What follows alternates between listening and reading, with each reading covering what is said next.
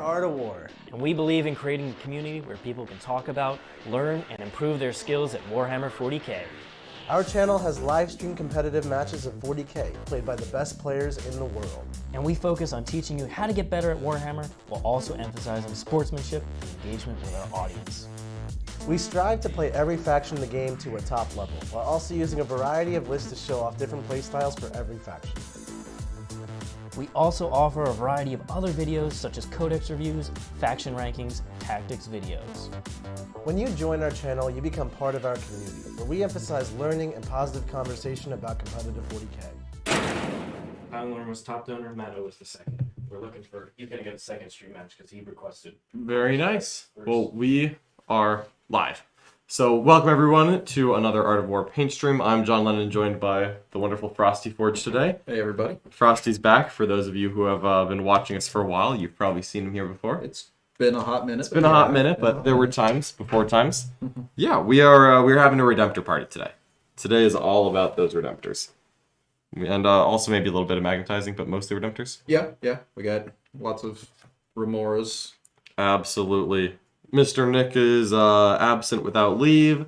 Seriously, none of us told him he could leave. He just left. When you're the boss, I think you're allowed to do that. Well, that's once true. in a while. He did approve his own time off request. I mean, I left Mark today, so. There you go. But we are here for just another wonderful day of hanging out, talking to you wonderful folks, and getting a little bit of hobby done. Dun, dun, dun. It is a Wednesday.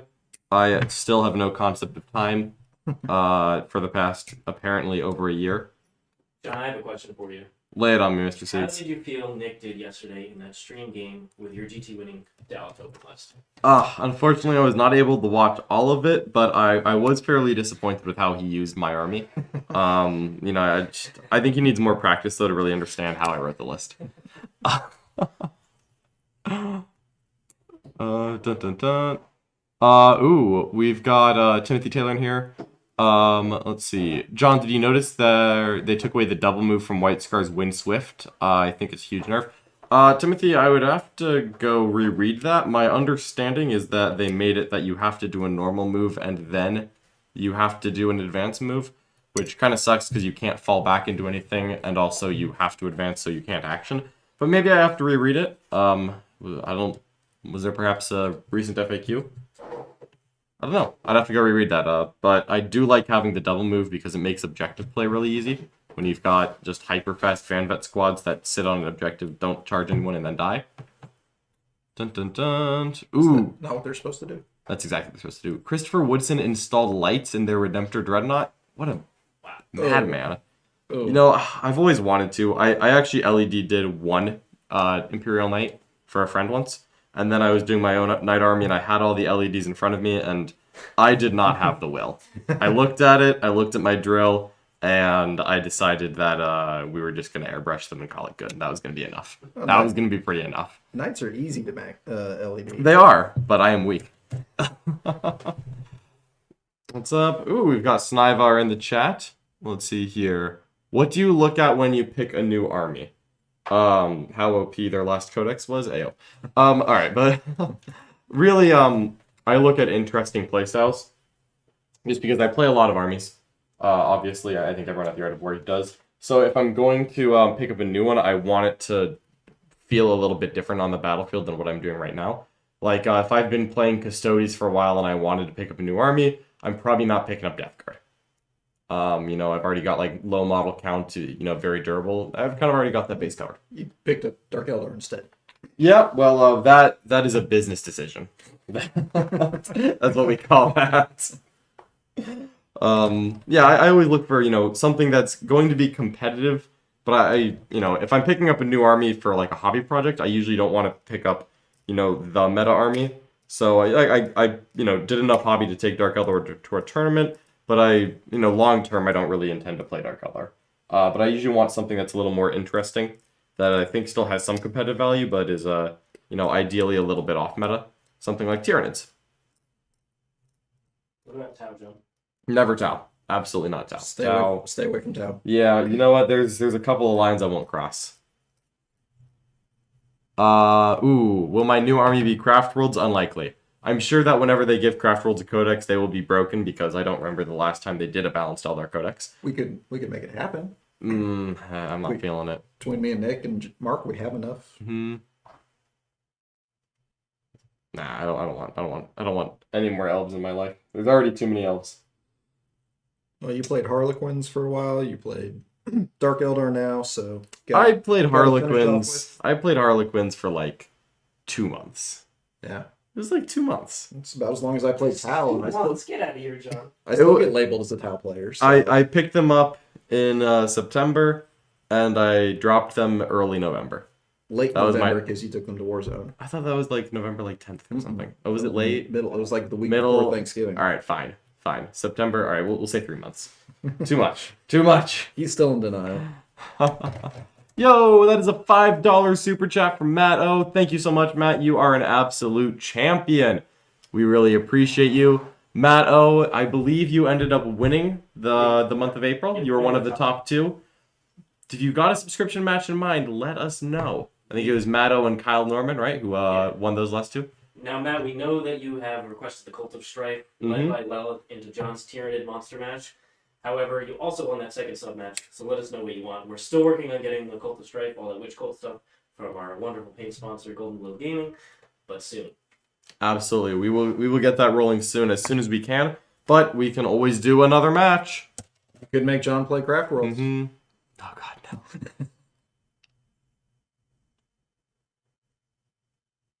Dun, dun, dun. Let's see. Kyle Norman, welcome. Just now an Art of War member? Come on, Kyle. Hopefully Kyle is doing well. We actually just had a wonderful talk yesterday about some Dark Angels. Speaking of, a question from Matt Bailey. I have a question about Dark Angels. I haven't seen them win a GT even before Drukhari. What is the most optimal list for them right now? I actually think that right now you want to go away from the Combat Terminator brick and all the support pieces. I just think that's too easy for some of the MSU armies to outplay. I think right now you want more guns and more Ravenwing. And I think you still want some Terminators, but maybe a little bit lighter on them than people would expect. I still have 10 Relic Terminators, but I've actually ended up cutting the -1 damage banner from my list, just so that there's just less supporting that unit. So that if it's not a matchup where it's useful, I feel like I've invested less in it, and it just becomes a not convenient to kill shooting unit, and I'm good with that. Ooh, what would it take to get John to go with Tau to a GT? I would have to lose a bet, and that would have to be a pretty high stakes bet to get me to do that. Or if Tau get new rules that are good in close combat. They are good in close combat. No, they're not. They are. They are not. My Crisis unit has killed the Swarmlord in combat. Not mine. If you roll like Siegler, anything's good. No, he's not. No chance. Not a thing. It's gonna happen. I don't believe that for a second. Send him my way, John. Ooh. Siegler's rolling versus Linen's rolling. I don't know who to bet on. Yeah. Clown mode. You know what? Craft Worlds are going to come out more broken than Drukhari anyway, so I just don't think there's anything we can do about it. At this point, it's going to be an Alpha Edition. Don't know when, but it's happening. I'm ready. I can't wait. All right. We have a question for you, Mr. Frosty. Uh-oh. Oh, yes. Get ready. Okay. All right. What armies and factions do you play? Yes. Pretty much all Frosty of them. is an addict like us. There's a reason we get along so well. I started with Dark Angels in 7th, switched to Space Wolves in 7th, then played Knights. Knights. And after my own heart. 8th edition, I played Guard, Eldar, all 3 varieties, mix, solo, soup, whatever. Had a brief run with Tau. Tau, baby.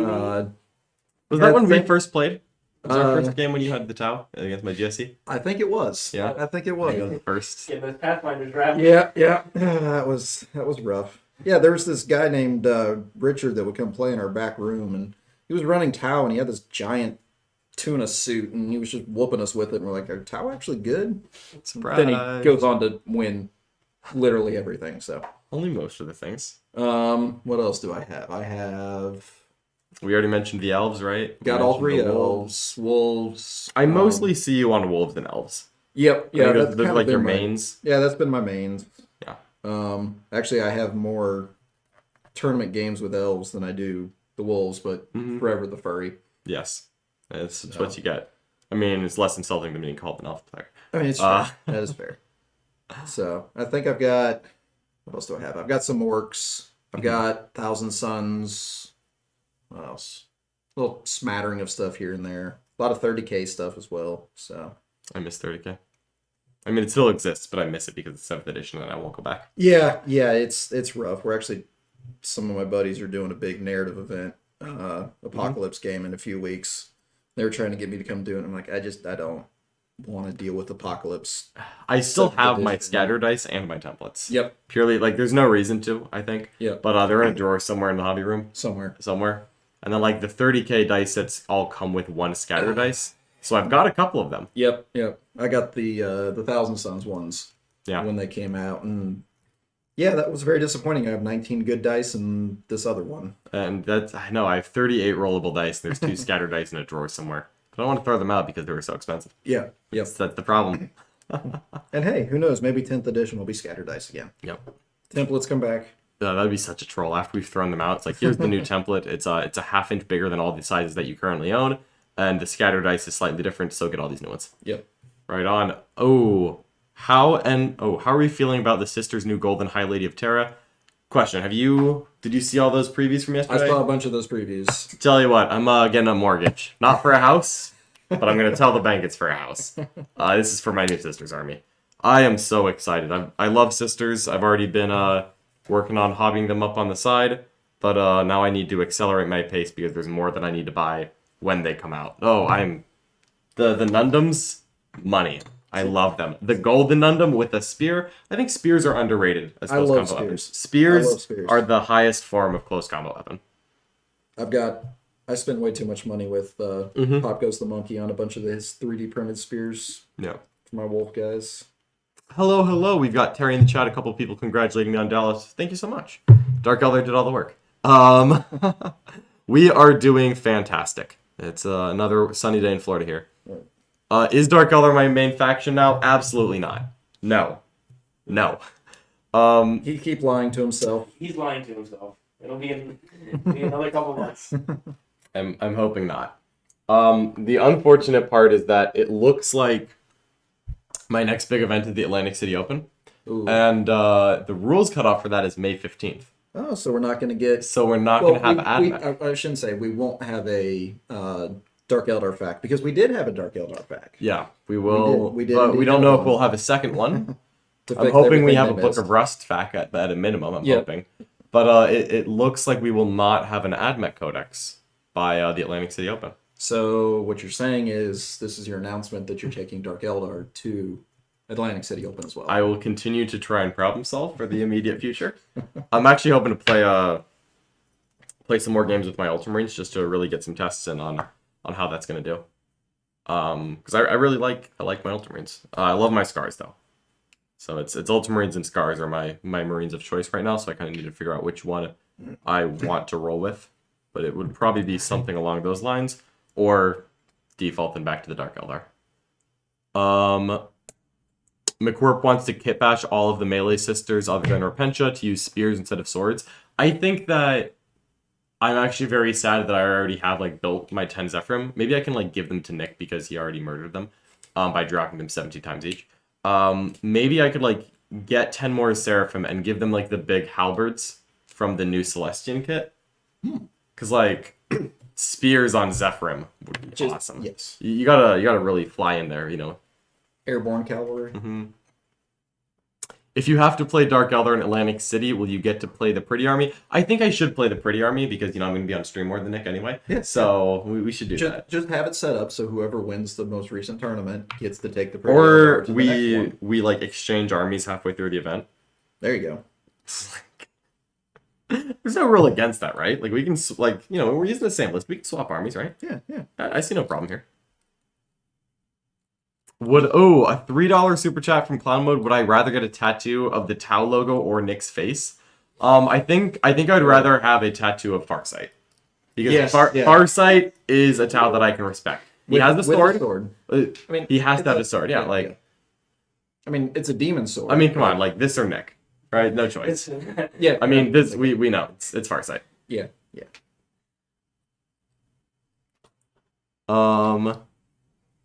Matt O says, "Can I just give you guys a sisters list to try?" Matt O, if you have a sisters list that you want us to try out, 100%, I will happily play that on stream. Me, not Nick. Nick has betrayed the Emperor and is writing chaos lists. At least I only went to Dark Eldar. Let's see. But yeah, absolutely. Throw a sister list at us and we can make that happen. If you have a matchup you want to see, we can do that too. Dun dun dun. Unbelievably expensive, but triple Fuselov, triple Stratoraptor is very uninteractive and has a ridiculous win rate on TTS. SF, yeah, that's a really, really good list. The hobby lag of acquiring such a project is significant, but there are some people who are perhaps just enough of a machine to plow through it. Yeah. That Someone's sees slapping waving paint on. Is that number 4 over there? All right, 4. Richard is currently painting number 4. So he's 2/3 of the way there. He's almost 2/3 of the way there. We'll see if anyone can stop him, and it's probably like Brexit stock issues, if anything, because I don't know if any of my armies are going to stop that. So what I'm hearing is, in order to stop Siegler, we have to actually just collapse an entire Continent. nation's Yeah, economy. absolutely. I mean, really, it's the whole continent you need to pull off. Yeah. Hey, worth it. Dun dun dun. Ooh, any tips to build against Drukhari even though you went undefeated? Any particular units or armies give you more trouble than you thought? Matt O, that is actually the subject of a podcast I recorded last night. I had the distinct pleasure of being on both Art of War and Art of War Down Under last night, back to back. I did not sleep much. But you should definitely check out both of those. That is the topic on everyone's mind for a very detailed response. But to give a quick little answer on things that were harder than I thought, Death Guard.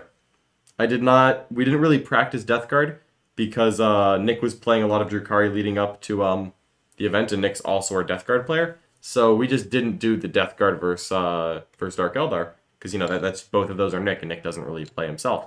And that matchup turned out to be much more difficult than I anticipated. Ooh. Cody has a $5 super chat saying, "Hi Frosty, trying to get hype for this with wolves. 3 5-mans with Wolf Guard with jump pack groups, 3 Combi Meltas, 2 Storm Shields in each squad, and 5 Lightning Claws. Interesting." John keeps telling me it's too expensive. That does sound like something I would say out loud. Yep. That is a lot of. My thing is that I want as many Storm Shields as possible. Period. Yep. So I might actually switch that. Where you know what, Combi Meltas are expensive, but if you love them, do not let me tell you no. However, I would say you want less claws and more Storm Shields. And maybe like 3 claws, 2 Combi Meltas, 5 Storm Shields. Maybe. Yeah. That would be my one guy without a Storm Shield. So you get 3 Combi Melta and 3 claws, 4 Storm Shields, but you've got 4 bullet catchers. But 2 Storm Shields feels like you're just like a couple 4-ups away from no Storm Shields. And I just really like my Storm Shields. Been working on mix and matched Terminator units with Storm Shields, and Yeah. I mean, with the way I roll anyways, I roll so many ones, it doesn't matter what my save is, but... Yeah. Hello, Christian. Yes, that top 5 Drukhari was, that was a thing. I'm sorry. It would have happened without me. That was, yeah, man, that top 5 does not look great for game health, but hopefully there is something coming in the future. The awkward thing with GW is you never really know if they intend to FAQ things until it happens. Like, I remember when Iron Hands dropped and we didn't get an FAQ like in the next 2 days, everyone was like, GW doesn't care, they're not going to FAQ it. And then we'd be like, well, the playtesters say that it's fine. And then we were all like worried that GW is just going to let it happen. And then just one day FAQ just got airdropped on us. Yeah. Surprise. So right now everyone's like, oh, everyone's saying that AdMech will solve it, but then we'll just have 2 broken armies. And you know what? I don't really know what they're going to do. But as long as it's something, as long as it's not just wait and see, we'll get there. Ooh, lots of questions here. Kyle, yes, Art of War will be going to the Las Vegas team event 100%. I am of the opinion that team events are the best way to play. I love team events. They absolutely are. So Miss ATC. yeah, definitely some people. So, oh man, I miss ATC so much. Unfortunately, Chris, you had to decline our invitation to join us. Yeah. And we really wanted Frosty to join us, but he's getting a haircut that day. Yeah. Yeah. That's it, right? Yeah. Totally. Yeah. Actually, I'm getting the haircut the day before, so. Oh, you know what? the That's wife a was good gonna kill idea, me the actually. day Yeah. of. Yeah. Mm-hmm. Yeah. Right on. My thoughts on the Ravenwing Dark Talon. Love the damage output of the Dark Talon, the potential. I'm always a little bit nervous about it though because it is it's very unreliable because you're just looking at 3 shots, no rerolls, or D3 shots, no rerolls. So I think that you kind of need to have multiple Dark Talons to get any kind of reliability out of them. But then you're looking at the investment. So you just run 3 of them. So you just run 3 of them, exactly. There we go. Problem solved. I'm optimistic to loving them, but I really want to get them on the table more. Hey, Punk Fox! I do, as a matter of fact, have 3 Dark Talons already built and that are kind of sitting at the half-painted spot. I've put 2 colors on them, but I never quite got around to finishing them, so at some point I will, but so far they have not been finished. You have an airbrush. I do have an airbrush. I've just been where's the problem? I airbrushed other things. No? Keep That- airbrushing. It's always I always keep airbrushing. I'm about to airbrush a whole Death Watch army. That should be easy. Yeah, that's true. Let's upright. Prime. Uh-huh. black. And some terrain, yeah. Mm. Ooh, yeah. People are talking about chaff launchers on the various AdMech planes so that they are immune to liquefier guns. That is not what a liquefier rack army wants to see, is those chaff launchers. So I am not opposed to that. Just really have to make sure that adding, 120 points to the list does not bring you down too much into other things. I'm a little out of date on the AdMech stuff. How does the chaff launcher work against? -1 damage. It's -1 damage at range, Oh. which works really well into 1+1 damage. Yep. Punk Fox turns up as Dark Angels are being discussed. Absolutely. There's always more things for me to paint, but one of the things on my list is getting more Ravenwing bikes painted. By more, I mean any, because I bought Ravenwing bikes, but they are not yet painted, so we're gonna have to get there soon, because I think that they are going to be integral to future Dark Angel plans. I just need to get them ready and painted. Ooh. As well as these Redemptors, of course. But these Redemptors are going to be for our Death Watch army, so they're going to get a nice black paint scheme on them. Oh, you're going easy. Well, we're getting more. We have 2 Redemptors here. We've got 2 more on the way. I'm going to paint 2 of them white and blue, 2 of them black. We're going to do the black ones first. So prime black, dry brush gray. Exactly. Carry on. Exactly. Yeah. I didn't even need an airbrush. Just dry brush everything. Exactly. Go get a nice makeup brush from Target. Couple of bucks. There you go. Carry on. Perfect. Punk Fox felt the tremor in the force. Indeed, today is the revenge of the 5th, after all. It's very sad. I went to put my Star Wars shirt on for the stream and realized COVID has not been kind to the size shirt I was wearing. Oh, I no. was like, oh. Oh, no. It hurts all of us. Let's see here. Redemptor. So many parts. There are so many parts in these Primaris vehicles. Remember when a Rhino was just like, here are 4 walls, glue. Ooh, Siegler, do you have a preview of your towel list for the upcoming game tomorrow? If you look down at this overhead camera, hi, you can see that there are several Remora drones being magnetized. The Redemptor is not part of his plans for tomorrow, however. Remora drones, that is a preview. How many of them are going to be in use, Siegler? 7. 7 Remora drones. That's right. That's apparently the right number. How many do you own, Richard? I own 10. You own 10? How many can you legally take?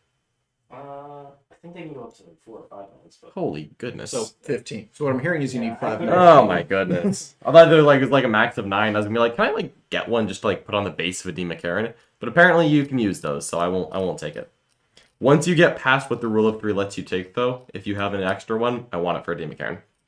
Demon Karen's gonna swat them out of the sky when I force him to hover. It's gonna be I great. need a Demon Karen from one of my Riptide bases, so I can have the Riptide also punch me. All right, deal. We'll trade. Yeah, Farside Enclaves and a ton of Remoras. I think what Richard is planning to bring tomorrow. That will be an interesting one. No questions about it. What bit is this? I wish that these things were like stored in any kind of reasonable order. No, Nope. can't have that. All right, I think I found the bits I need. It's just like, which sprue are they on? Like, there are some GW sprues where like you're building it and you literally use the entire first sprue before you get to the second sprue. And I'm like, man, this is just well designed and perfect. And then there are some that aren't. That's the wonderful anti-bits popper technology that does absolutely nothing to stop bits poppers and just makes us annoyed. Yeah, that's all it does. Yes, I'm actually really interested to see Siegler's build tomorrow. I think it's gonna be interesting. I'm running my tried and true Tyranids into it, so my normal double Demon Karen. I was thinking and exploring, the Raveners and the Warriors, but I think I still like this one better. I just really need to get some more practice into Drukhari to see what can be done in that matchup. Not much. Other than patience. Playing the long game. Open for an FAQ. Question from Cloud Mode. Did Nick playing AdMech early in the tournament help your game plan? It didn't hurt, but if I'm being honest, I don't think it actually helped that much because Nick and I have a very different philosophical approach to how to play the army. Even though we point for point brought an identical list, Nick and I did very different things with it all the time. So, for example, Nick played against AdMech and did not take Bring It Down, and I did, and that made a difference. I have questions for Nick when he shows up. Yeah, well, I don't have answers. So, it definitely was helpful, but I think that I was going to go in with a very different game plan than Nick anyway. So, Nick describing his game plan and why it didn't work was just nice affirmation that, my way was going to work out at least better. Unfortunately, better was enough to close the gap and bring a victory home there. But it's still a great game there. Mark Hertel's a fantastic opponent. We started getting worried those first couple of turns. Oh, yeah. Did you watch that one? Yeah. Yep. When you get shot by AdMech, it's always like a little bit nerve-wracking. Because like that first turn, like you're not doing anything back, you're just getting shot. And then it's like, all right, well, I need to mentally prepare myself to get shot again. And that's not really fun, but you kind of have to live with it against AdMech. And eventually you make it through onto the other side and you realize everything's okay. That's the game plan anyways. Yeah, you just need to not lose hope while you're wading through the the weight of Martian firepower. Let's see here. How are these Remors coming along? They are coming along swimmingly. Wonderful. If you need more magnets, oops, I see it on your left. Yeah. There we go. If you need more magnets, let me know. I have a bunch more on the desk. Sounds good. If I can just remember which side I Dun, was dun, supposed to be moving. dun. There it is. How did the Art of War clinics go yesterday? Can you explain what goes on in those? Absolutely, Jake. And if you're not a member of the War Room, then you should definitely take a look at that. However, let's see here. Can you explain what goes into this? Okay, so the clinics in the War Room are basically a class with at least 2 coaches where we go over a kind of pre-described topic. Usually it's based on a faction, but sometimes with Meta Monday or strategy session, it'll be a little different. And usually we'll go through our thoughts on like that faction during the week. We'll answer all subscriber questions as well. It's live, so people can ask live questions in the comments below. And then if you're a member of our Facebook group, you can ask questions in advance. Which the Facebook group is just if you're in the War Room and you have Facebook, just request to join and we'll add you. So usually that'll be something like like me and Brad Chester talking about Space Marines.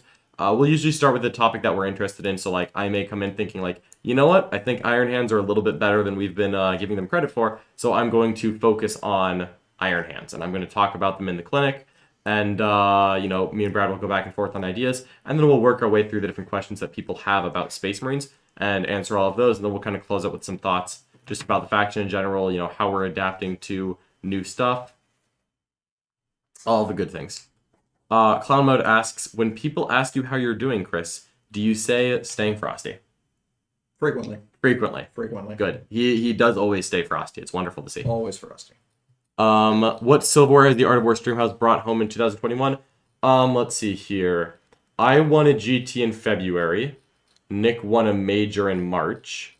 Mark won a GT at the very end of April. I won a major in I guess this is May. I won it in May, so I won it on No, that was Monday. April. It started April 30th and it ended May 2nd. So you won April and May. I guess, you know what? I'm gonna count that as both.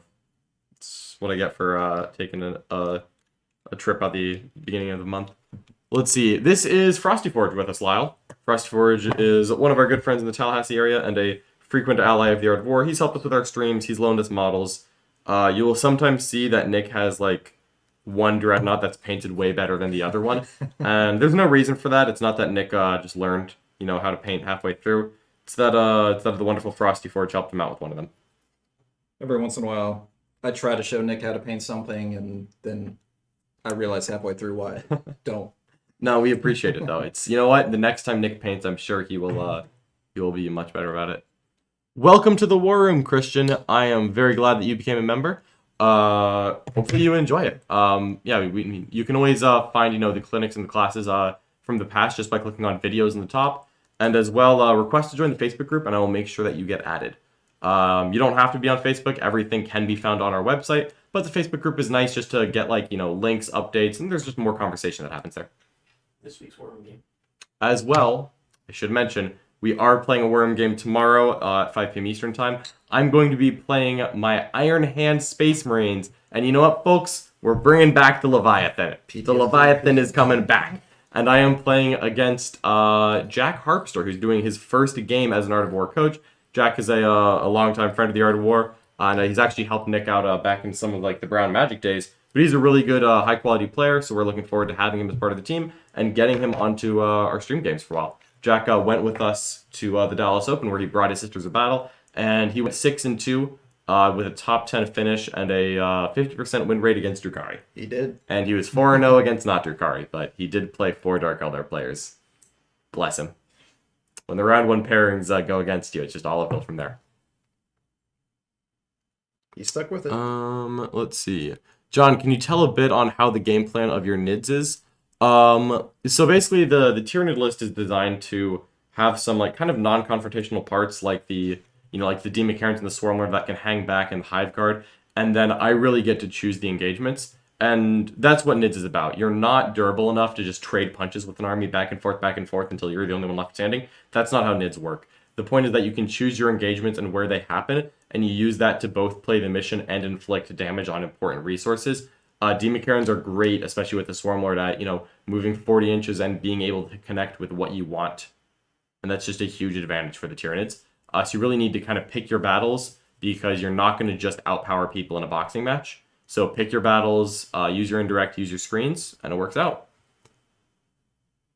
So you're telling me the giant alien that's 20 feet tall can't go toe-to-toe with the Primaris Lieutenant? Yeah, absolutely cannot. They have about the same number of attacks, though. Okay. Yeah. And just 3 times the price. Yeah. But he'll if he hits that Primaris Lieutenant, boy, that guy's going to be a smear. I'm sorry, Scrambles. Jack did beat Sweet Lou. I know, Scrambles, I know. You were rooting for him. You and Richard were betting on Sweet Lou, but every horse has a bad day. Hey, even Mark Perry is in the chat. What's up, Mark? Mark, you're supposed to be working. The boss is always watching. Alright, let's see how this Redemptor... Where's the sarcophagus for this dude? There we go. Good luck. Yeah, I know. It's the 3 sprues that kill me. It's always on the 3rd sprue. Yep. It's the last one I look at every time. Sorry, found this one pretty easily, though. Just getting these Death Watch Redemptors ready. They're actually going to make their debut as part of a Blood Angels game coming up in a week or 2, where they're going to be painted black, but before I put the final Death Watch finish on them, they're going to maybe pretend that they're in the Death Company. Yeah, there you go. And then, some Death Company Redemptor Dreadnoughts, of course. And that'll be part of a game that Mr. Richards is going to be playing with some Flesh Terrors when Gabriel Seth himself will be taking to the battlefield. That is something I am super duper excited for. Hello, Adam Lane. Thank you so much. He's congratulating me on my win at Dallas. those those final standings at Dallas, it sure tells a story. How about them Dark Eldar, though? How about them Dark Eldar? And we will never forgive Jack for beating Sweet Lou. Stop. Let's see here. How dare he? Yeah, he really, like Sweet Lou. I don't know if Sweet Lou is his. I like to think that that's a nickname, but it also might not be. You can't ever be sure. I like to think it's just actually his name. Could be. Let's see. Timothy Taylor's take on a White Scar list. Company veterans, a Khan, Reaver Lieutenant, Infiltrators, 12 both Intercessors, 3 Relic Jeds with the Volkites, 10 Van Vets with Lightning Claw Storm Shield, 20 Chainsword Storm Shield, an Attack Bike, and 3 Landspeeder Storms, lots of stuff. Timothy Taylor, that looks very, very similar to the list that was run by Oliver Smith this past weekend. And he had, I think, 1 less Landspeeder Storm, but those points essentially let him buy Lightning Claws for all of those Chainsword Storm Shield veterans, which I think is just better. The Lightning Claw to the Chainsword is just so different when it comes to the damage output. I mean, it's 3 points for 1 extra AP and rerolls to wound. I am personally unwilling to give up my Lightning Claws. That's just me. I cannot do it. I love Lightning Claws. I'm not willing to part with them. They are too good to leave at home. I want my rerolls. I want my rerolls.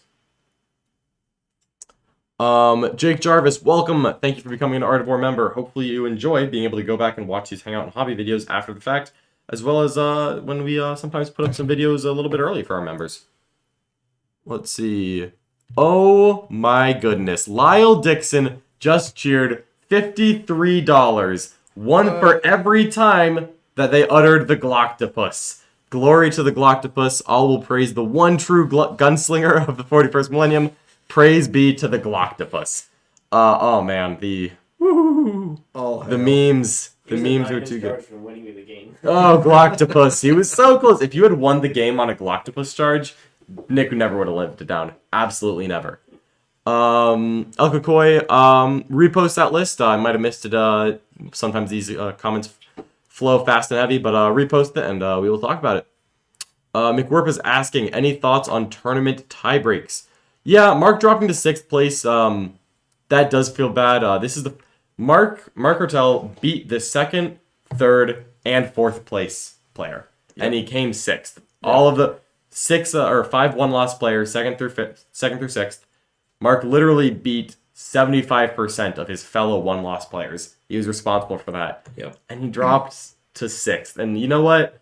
I think win path as a tiebreaker over points, I think that should be considered at some point. We're going to be experimenting with it when we start getting events. I get it. Like, if there's 2 5-0 players and, you know what? One of them has more points than the other, sure. You know, that one gets the nod.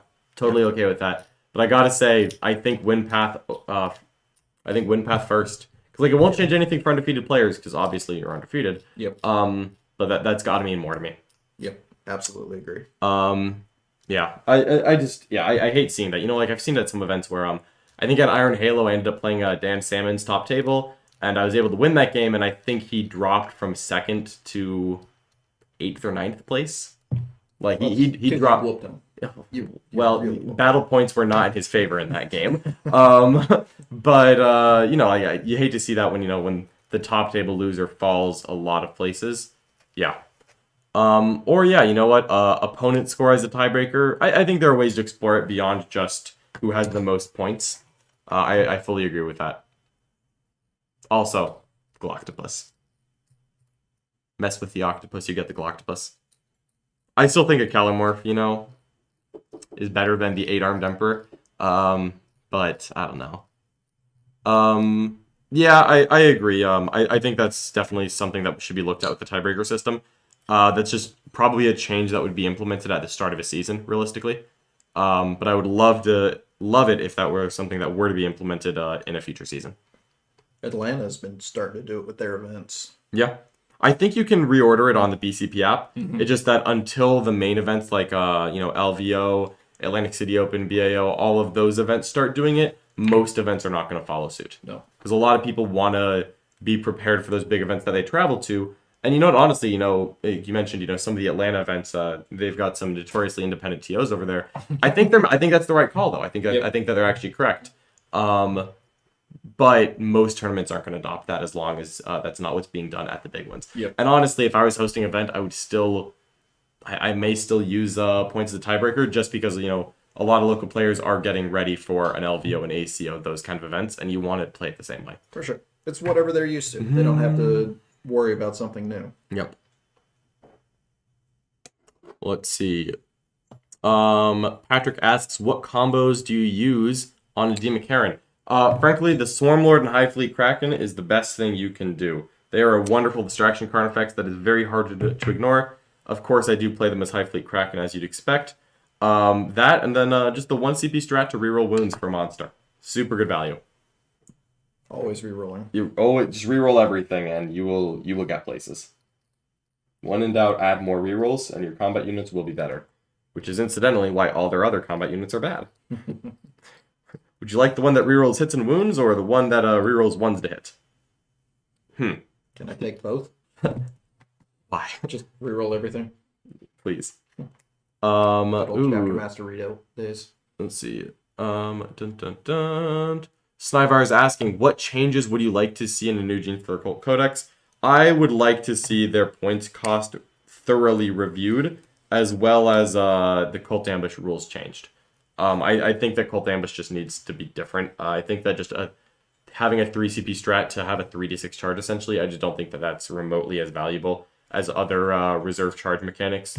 I mean, like Honor the Prince, Miracle Dice, all those mechanics were introduced after Genes Third Cult Codex was written, so I'm okay with them being better, but now that we're giving better deep strike charges to random factions, Genes Third Cult needs to be... Yep. I think they need to be the premier arrive and charge you faction of the game. That has to be Genes Third Cult's shtick, because that's been their shtick, but now they're not even... Like, relative to other armies, they're not even that good at it. And they have to have some way to get around infiltrators. Yeah, Because otherwise that just entire unit... yeah, just one says unit no. invalidates a faction. I don't like that at all.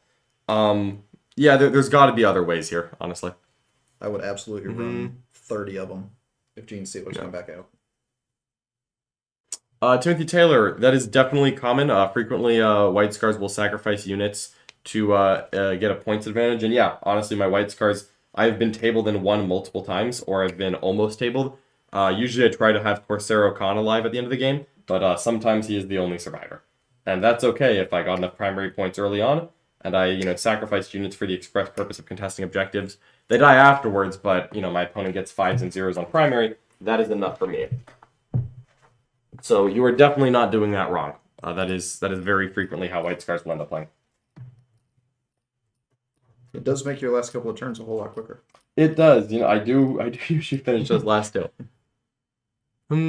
How much did you guys explore Beastmaster shenanigans in your Drukhari testing, especially Clawed Fiends? Not at all. However, I am very open to the idea of Beastmasters and especially Clawed Fiends. I think Clawed Fiends are my favorite of the various options for the Beastmasters. However, just due to model availability, we didn't really try that one out. On paper, they look good. It's just hard to compare them to all the other good things in the Drukhari Codex. So it's probably one that we will test, but it's not one that we've tested yet. Mark has been all over the Beastmasters. Really? I could see it. Mark does love his beasts. Yeah. We need a beast in Urgle. Elkokoya is running 5x3 Guardians, an Achilles, Galatus, a Talamon, Venatari, 10 Sister Silence, Trajan, a Bite Captain. What list will I struggle with? I think having 15 guard in 5 units is interesting because I feel like as durable as they are, they're not good enough at dictating the game. And I think you would struggle with the people that have the firepower to deal with the Dreadnoughts just because you don't have anything to tell them no. If they can step out and kill one Dreadnought, well, you only have 2 left. And that's not enough to punish them often.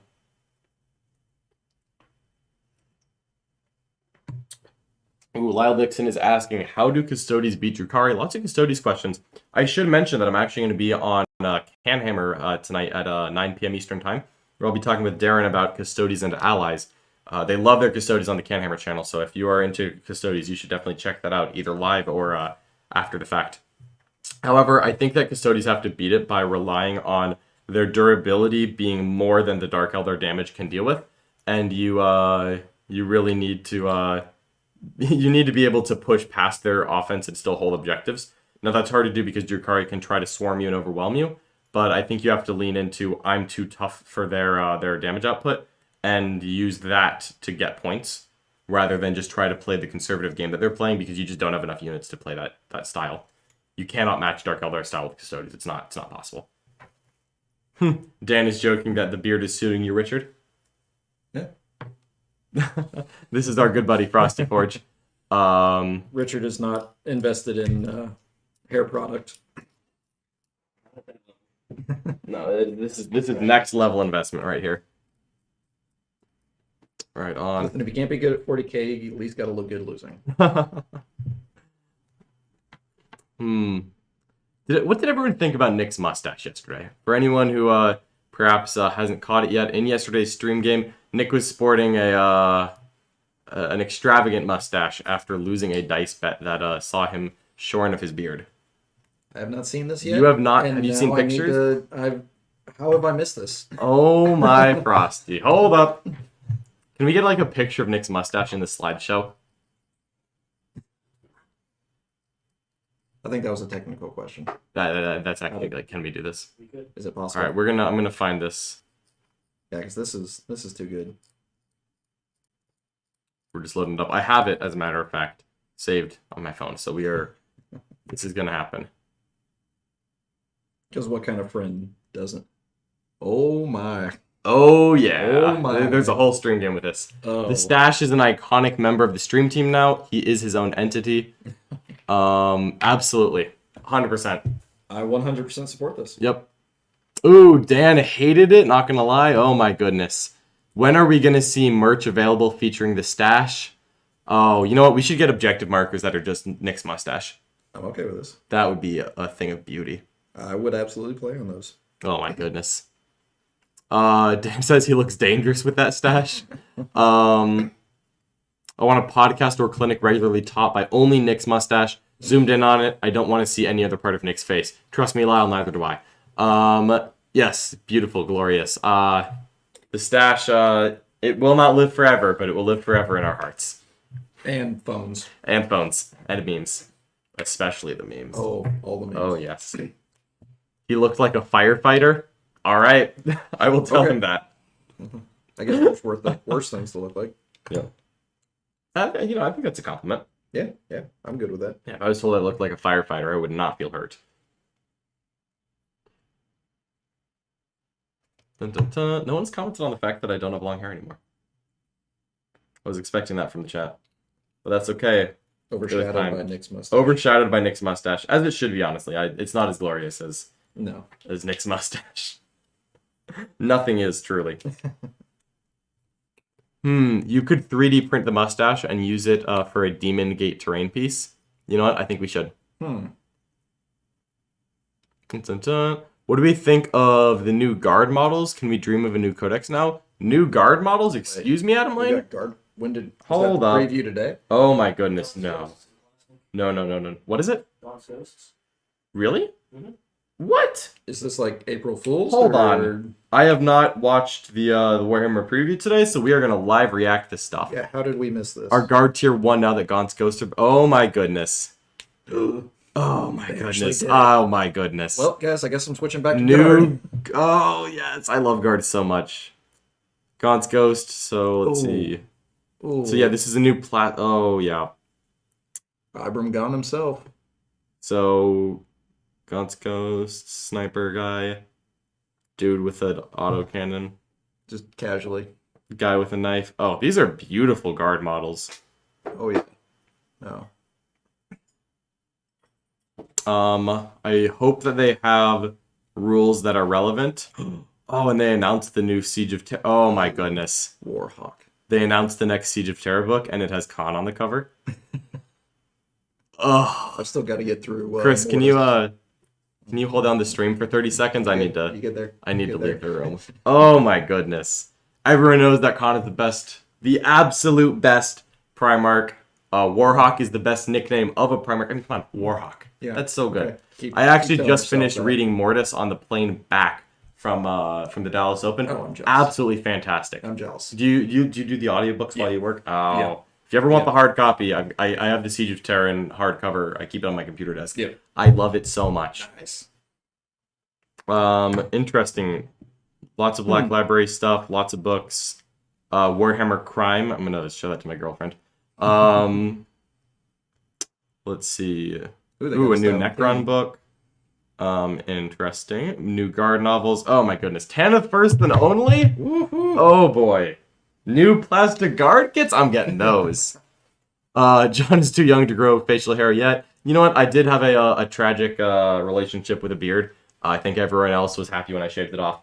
I made fun of myself. Thank you very much. You didn't have to do it too. Let's see. Lawrence is asking, oh, congratulations. Thank you so much. The realist of questions, knowing you're not a Dark Eldar player, how do you feel winning a Super Major with a good list and solid fundamentals? I think it's exactly that. Dark Eldar are really good at playing the game. And if you know how to play the mission and just play the game in general, not just one specific army, I think Dark Eldar are actually fairly easy to pick up. Which is unfortunate because I think that they've been a high skill cap army in the past. And they're not a low skill cap army. You can still make mistakes with Dark Eldar. But, man, if you just, like, fundamentally knowing how to play primary and secondary and just picking up the army and just reading the codex 3 or 4 times to make sure I didn't mess up my stats. Although I still did. It turns out Cavalites have a 4-up armor save, which I found out after I lost all my Cavalites on their 5-up armor saves. It's like, darn. At least you didn't do it the other way around. Yeah, right. That's true. If you're going to make that mistake, it's better to go low than high. Yeah. Although, God, imagine playing 3-up saves on Cavalites. Like, no one would believe you. Well, if you stick them in cover, they got a 2-up. They have a 4-up armor right now. And as soon as I found that out, I stuck them in cover and spent the CP for +1 save. And I'm like, look at my Terminators. It was great. And then they died anyways. Cody says, I never knew Beard John. Just scroll back to the videos from, and that's to even be, back on our YouTube channel from last summer. I think I got rid of it in like August. You'll have to zoom way, too soon. You have to zoom way in. John, do you think Drukhari are OP post Codex? Yeah. Yep, I do. Lyle Dixon says Horus would disagree. Even he thought Sanguini was the best Primark, and we all know that Horus was wrong. Everyone knows Horus was wrong. Even Magnus thinks Horus was wrong. That was Magnus. Magnus did Horus wrong. Was fine. Magnus did something wrong. Horus just was wrong. And Lorgar is the worst. Technically, the Emperor was wrong. Yep. Lawrence King is, after as a 17-year player of Dark Eldar who got into them due to the difficulty in playing them, I am the king of salt because you can't even put them on the table now without people thinking you're chasing meta. Lawrence, I salute you. A longtime Dark Eldar veteran. I am not that. I chase the meta. I will not pretend to be something I am not. And you know what? I will probably not be playing Dark Eldar in another 2 months. I salute you. When they got their 8th edition codex. Remember all those Iron Hands fans? Oh yeah. Yep. Nope. Drukhari were not my favorite faction going in. I never disliked Drukhari. They're my favorite of the elves. They are my favorite of the elf factions. And probably the only one that I'm willing. No, I don't like clowns at all. You love the clowns. I don't like the clowns. I love the clowns. I don't like the clowns. I love seeing the joy in your eyes as you were playing them. Matto has retired the Drukhari until things settle down a bit. You know what? I think that I'm gonna just stick to my roots, my Tyranids, my Genius Circle, and my Space Marines. Space Marines are my roots now, apparently. They're not. Custodes and Guard. And Custodes and Guard and Sisters battle and they get a new codex. That's right. I'm not playing Adamic when they come out. I'm not doing it. But Sisters, I'm letting you know right now. That is the bandwagon I'm getting on. You're going to have a lot of painting to do, John. With Sisters? Yeah. I know. And building. I can actually build the Sisters models though. Unfortunately, you're taking over the Sisters for Nick. So we'll get done. Yep, I know what's happened there. That's okay. Death Watch, Sisters. The Death Watch are going to need to be an airbrush and a dry brush kind of army because we need to get those done before the Sisters Cup arrive. Hey, it's the Chase the Meta gang right here. Absolutely. We all know that Bradchester drives the bandwagon, but I'm riding shotgun. Let's see. I wish Guard were OP. Hey, I'm playing Guard now so that I get bonus credit when Lehman Russ go down to like 110 points and Ballistic Skill 3. Yes, please. And it's like, yeah, I was playing Guard and they were bad. I'm a Guard player, yeah. Yeah, that's why I have all those tanks just build, painted, magnetized. They're ready. Yep. You need a bunch of Death Core horses. Well, I need to get those plastic Tanith models. Those are so pretty. I'm so excited. Those are so pretty. My wife might shoot me. Real talk. There's a lot of concern about each new codex being the best to come out. Admech Sisters, Oryx, etc. What will it take for Guard to be the best codex when it comes out? You know what it takes? Hit on 2 AP1 bayonets. Yeah. AP1 bayonets. There's only one thing that can stop the Guard, and that's Storm Shields. You need AP1 on your bayonets to knock down anyone, any Titan in shovel distance. With an order to... No. Yep. Bayonets AP1, shovels AP2. Shovels should be AP2. rending. When you roll There a you 6 to win, I mean, because you needed 6 to win to a Warlord Yeah, Titan pretty anyway. much. So AP4 on a 6 is immortal. If you have a shovel, it's AP dash with 6 to win is immortal. Yep. We're taking down the Titan, boys. I'll accept this as long as the Tau Honor Blades also get the same rule. It's an Honor Blade, John. It's in Sharp Knife. Okay, you're still weapon skill 7 plus. Get out of here. My drones get +1 to hitting combat from the drone control. I know they So they do. hit on 6s now? I know they do. Yeah, They hit on of 4s. course. I've played one game with Tau, and I actually used that. I like my combat jank. I like it. The fact that they're hitting as Alright. good as a guardsman now. Do you think the game can handle more large models, Alas, Silent King, and Primark Team Primarks? Because they're so awesome, but also they warp gameplay. Yes, I think the game can handle more of those. However, I really like them in the Lord of War slot, or I'm sorry, in the Supreme Commander slot, because taking 2 of them should really punish your list, I think. I love the idea of Magnus, or Mortarion, or Guilliman, or the new High Abbess of the Sororitas. I love that, but I don't like 2. Magnus and Mortarion, I look at that, I'm like, no. Like, what are you doing? I hate that, but I love seeing a Primarch on the battlefield. However, I'm easily pleased, and I love the lore, I love the Horus Heresy, so there's nothing I want more than Khan riding a Razorback. It's all I want, actually. I Come feel on, like Shadow Sword. the Magnus Morty build is the only time where a player on Art of War has won with the list and lost with the list. Lost against that list. I think so.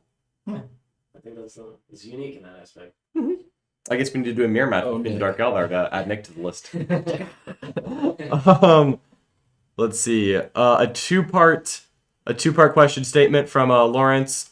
I analyzed the GT participating list in the last month of GTs. Dark Techno Racks were 20. A lot of lists. Succubus Dreiser. Multiple ASL. I don't remember what ASL stands for. Cult of Strife are the biggest defenders. Cult of Strife are definitely one of the biggest defenders. I really think that the campaign supplements should not be part of match play. However, they are. And there's a 0% chance GW will change that until they're out of print and they're ready for a new campaign. But my Metallica. Yeah. Let me have Metallica. Lauren says Raiders are not the problem. Change my mind. I think they are. I think the problem is that everything in Dark Eldar is too cheap, including the Raider, and the Raider delivers all of the other cheap stuff. If my Impulsor was still the same rules it had before Oh the my nerf, god. I would not complain about Raiders. However, it's Yeah. not, therefore I am. Therefore, I am. I think it's cheaper than a Devilfish. Like, come on. Yeah. However, Raiders are not the only problem. I will concede that because I had multiple games this weekend where I went second and lost 4 Raiders on turn 1. That happened to me twice. I wasn't particularly pleased either time. So the answer is run more Raiders. I don't think so. I do not think so. Because you just can't hide more Raiders sometimes. 15 Raiders. 15 Raiders. There we go. More Raiders. The answer is always more. Mm-hmm. Knowing there's no new Admech Codex, what will Richard take to the Atlantic City Open? Jukari. I think he's joking. We hope he is. I hope he's joking. I don't want to see Richard on Jukari. He wouldn't even know what to do with an army that is... Baby, it's coming. Richard wouldn't even know what to do with an army that has more than 6-inch move. He'd be dangerous. I think he honestly, I would bet he still takes Admech. I don't know if he's made a decision on that. I know he's still trying out his Tau. He likes his Tau. He likes his Admech. So I would imagine, I would guess it's one of those two from my conversation with him. Richard, what are you thinking? Grey Knights. Very nice. Grey Knights. All right, he's thinking Grey Knights, apparently. Madness, I say. I want a relic shovel now. Every shovel is a holy relic of the Emperor. Every single one. And every bayonet is an honored blade with which to purge the heretics. Yep. And Xenos and witches. Honored blade, And not Nick. honor blade. No, it's not an honor. It's an honored, Honored blade. A blade. blade that is honored, Got it. dipped in holy water. The blood of martyrs, absolutely. Yep. It's mind-boggling that Razorbacks are 125 points. Yeah, the Razorback to Raider comparison, Ugh. it's enough to make a grown man cry. Ugh. And also me. Yeah, man, the Atlantic City cutoff is actually... It really makes those delays sting. They should Yeah. just change it. Yep. Maybe they will. You know, they've made the changes in the past. Or maybe we'll just see a sweeping Yep. Dark Eldar FAQ tomorrow. Mhm. Maybe that's what the surprise is on Friday. Surprise, we're taking the Codex back. Let's see. What would it take for Siegler to take the Necrons from yesterday? Seems like with reps he could win that matchup with relative consistency. Consistency against Dark Eldar is a myth, pure and simple. The consistency does not exist against Dark Eldar. However, he definitely could win that matchup. Is that something you'd consider, Richard? If I play on the scouring the whole tournament, perfect. All right, I will go email the head judge now. Scouring every mission. Done. That'd be a way to troll. Set up the objectives to scouring, glue them to the table before the participants show up. We scour today. And only True today. test of the champion. Yeah. Lawrence says, Raiders are fundamental to the design of Dark Eldar. They're fast, mobile, open-topped, heavy weapon platforms. Other units I mentioned get addressed. You still think that Raider costs are needed? I think that you can change the cost on every single unit in the Dark Eldar Codex except the Raider, and that's fine. Or you can change the cost on the Raider. And, like, what are they going to do? And I don't think Raiders need to be removed from the game. I think the Raider should still be a very viable transport option. I It's love my Raiders. just that a Raider compared to everything else is just so painful. So painful. I love Raiders. I Mhm. had 6 of them, 7 of them, something Yeah. like that. And yeah, they're Mhm. great, but now. Yeah. Let's see. It would pain Siegler too greatly to play the top meta army, unironically. If he's ever playing a meta army that he didn't create himself, be afraid. Yeah, I don't even want to see that. Richard likes creating his own meta lists, sometimes with some help from his friends. But it usually works. Let's see. Dun. Conman Chronicles says, "Way to go, Richard! You're the man. Grey Knights all the way." I would love to see that, actually. Swinging the Titan sword. Absolutely, swing around that Titan sword. Why not? I would love to see Richard running the Grey Knights. I think that'd be super fun. There's 9 Remoras. Thank you, Chris. Magnetized You're up. the best. Here we go. All right. Actually the best. Adam Lane says Raiders are way too cheap. Absolutely. Lyle Dixon says we need a bit wobbly. war room competition to determine Siegler's army. You know what? I would be very interested to see that. Although there are some interesting things, like the next time Nick goes to an RTT, which you know what, Nick doesn't go to a lot of RTTs, but the next time he does, I do get to pick his faction, and he has to play all 3 games to completion. Oh, more guard. It's gonna be one of those. Like, My God, it's guard. Could we do Tau with guard? if that becomes an option, but that's something I'm gonna make happen. John, what do you think of his guard performance? The what? I had to forget that. I had to wipe that from my mind. We have actually a really good question here from Oliver Smith, who I had the distinct pleasure of playing this past weekend. 9th edition is reliant on a decent amount of line of sight blocking terrain. In regards to Raiders and balance, how many Raiders should you be able to hide turn 1?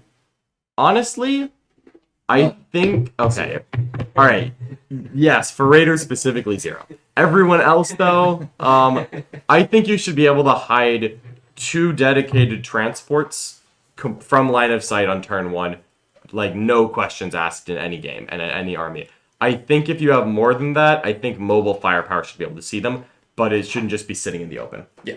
I like the line of sight. Like, I'm glad that 9th edition has seen a very different approach to terrain than the magic boxes of the past, because boy howdy, no one liked that. But Well, I did. I think mobile firepower should be able to see things turn 1. Yep. But you don't want everything to be seen turn 1. So it's a hard balance to strike. I think 2 or 3 rhino-sized models out of line of sight almost guaranteed on turn 1. I think that's a perfectly healthy place to be. Because you don't want shooting armies to go first and literally not fire a shot. That's boring. And I do that myself all the time. I try to get out of line of sight of a shooting army. They don't fire a shot turn 1. I'm like, oh, great, I went second. This is perfect.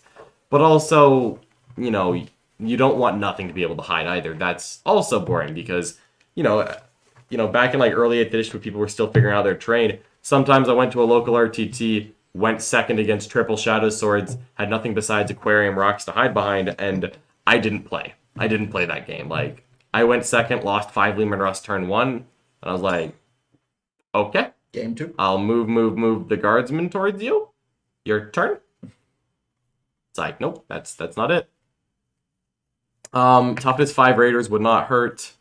I think that Raiders need a minimum of 10 points up, and I would not be upset by 15. Minimum 10. That is a bare minimum. Yeah, 3 to 4 with movement, 2 completely hidden, I think is perfectly reasonable. Where an immobile shooting army, not being able to get line of sight turn 1, well, if you built an immobile shooting army, I don't feel bad for you. Just saying. But also, you know, there should be a point where you can hide from anything except a flyer turn.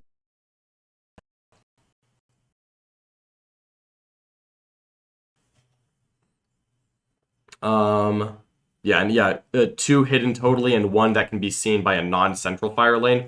That sounds good as well. Maybe 2 that can be seen by a non-central fire lane only. Let's see. Someone who's played through 3rd edition, from Psy Rifles, Leaf Blower, various Tau, early Knights. I strongly suggest you guys think twice before correcting terrain with Dark Eldar in mind. I don't actually want to change terrain, to be clear.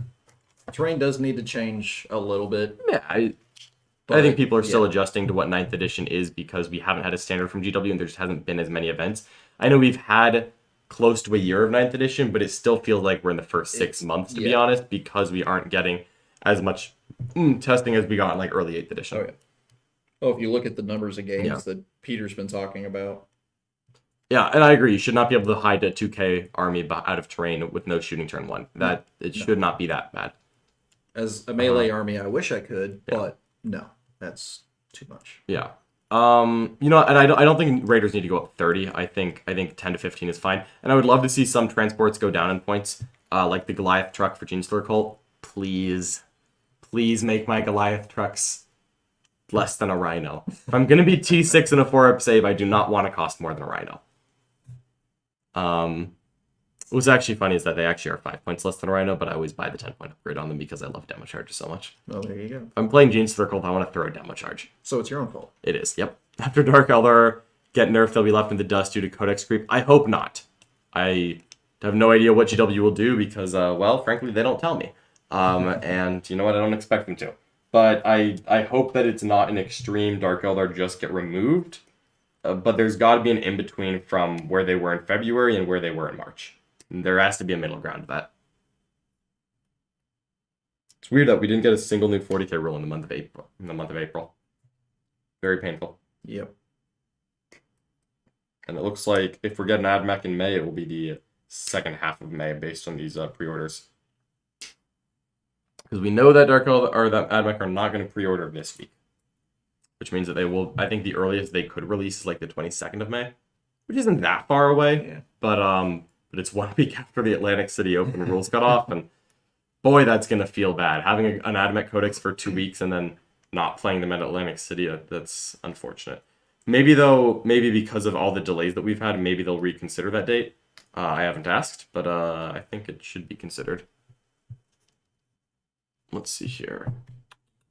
Ooh, Frosty is working on this absolutely wonderful Redemptor Dreadnought, shaming me for mine. It's so good. Also, Redemptors look a whole lot better if you leave the beer belly off. You don't like the beer belly? I don't like the beer belly. You just left it off? Looks more like a plastic Leviathan at that point.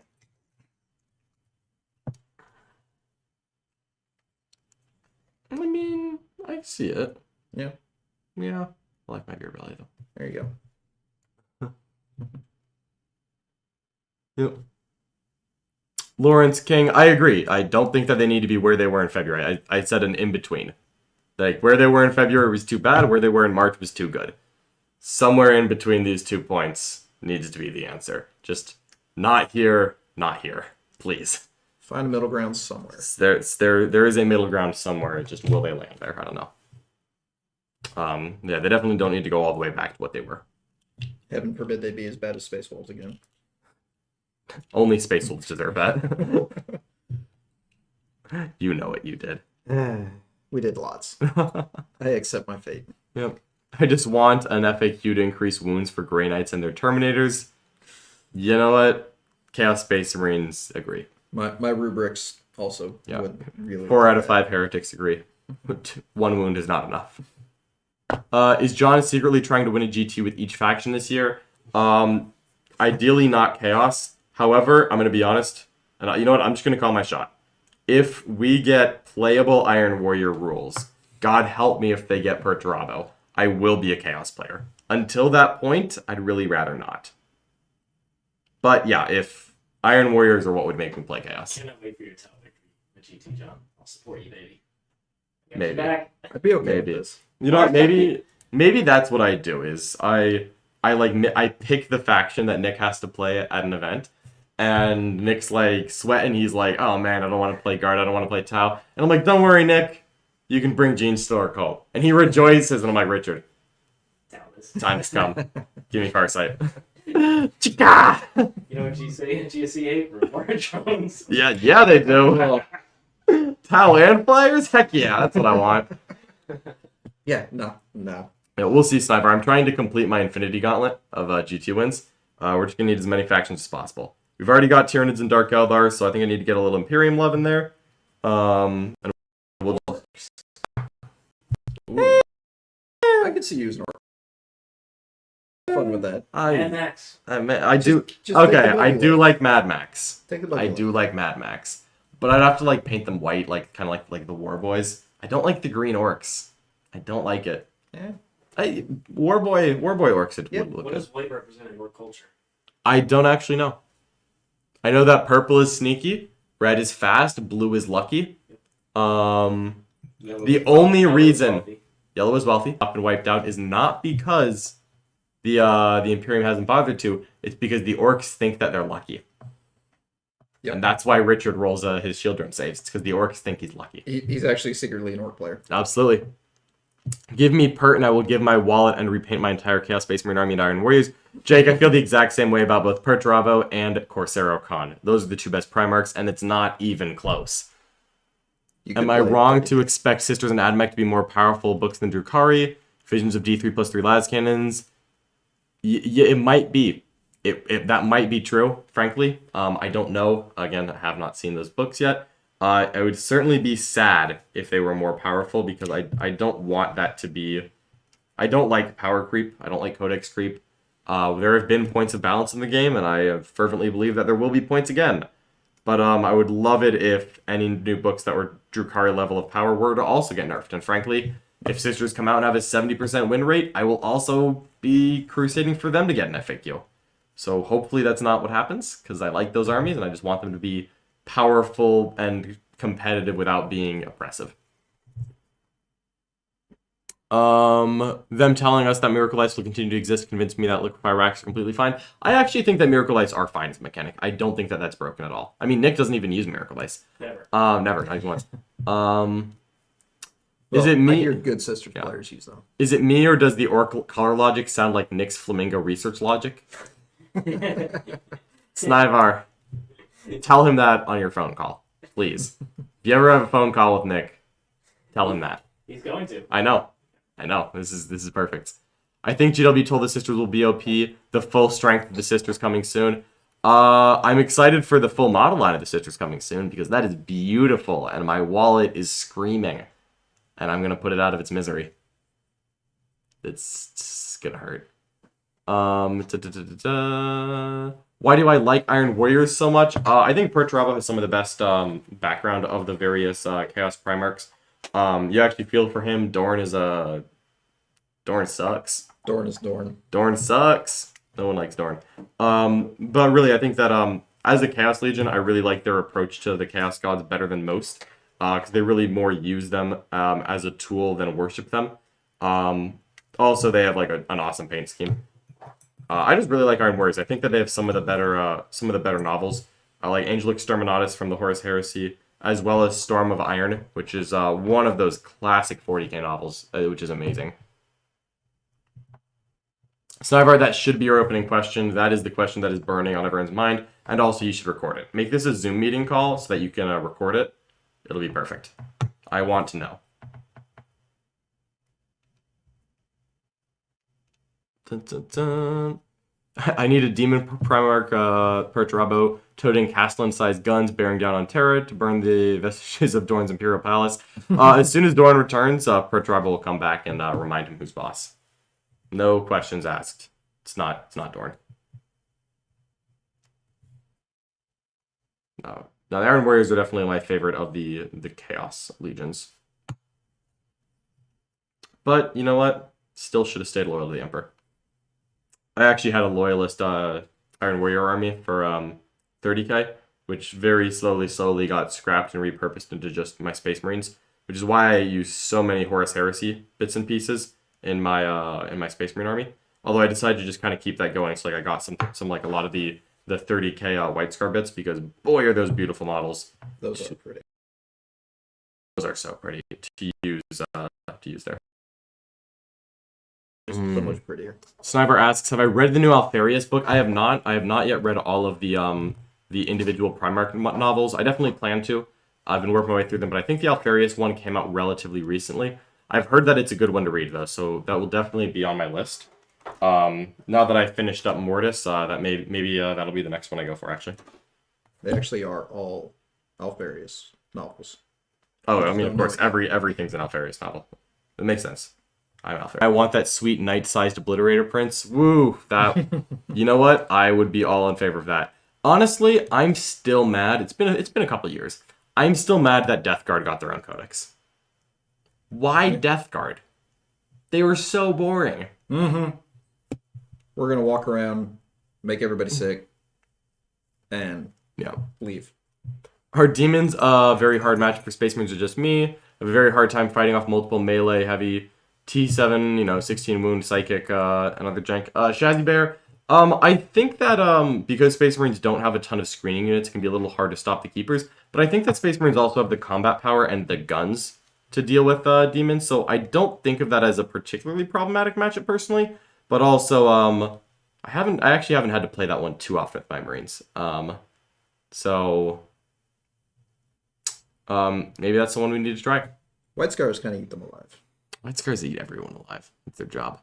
Except have you noticed that Gaz keeps getting bigger? Do we think in 10 years' time he'll be the size of a knight? Gaz should get bigger. Honestly, they should release a new Gaz model like clockwork every 5 years, and he's on a bigger base every single time. I don't want to have to paint him bigger every time.